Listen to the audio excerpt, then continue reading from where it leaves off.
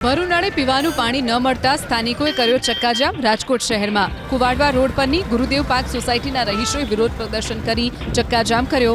માનવ સાંકળ રચીને સ્થાનિકોએ રોડ પરથી વાહનોની અવરજવરને રોકીને રોષ ઠાલવ્યો। સ્થાનિકના વિરોધ પ્રદર્શનને લઈને લાંબો ટ્રાફિક જામ પણ સર્જાયો। સ્થાનિકોનો આરોપ છે કે છેલ્લા 2 દિવસથી પીવાના પાણીનું વિતરણ કરવામાં નથી આવતું। જો કે સ્થાનિકોએ કરેલા ચક્કાજામથી પોલીસ પણ દોડતી થઈ।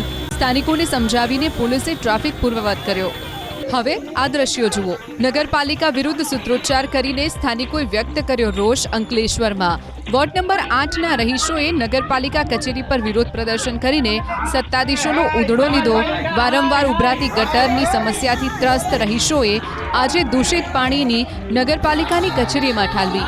પાલિકા કચેરીમાં ચીફ ઓફિસર કે ચૂંટાયેલા સભ્યો ન દેખાતા સ્થાનિકોનો ગુસ્સો 7મા આસમાને પહોંચી ગયો। રહીશોએ પાલિકા કચેરીમાં હોબાળો મચાવી ઉભરાતી ગટરની સમસ્યાને તાત્કાલિક દૂર કરવાની માંગ કરી।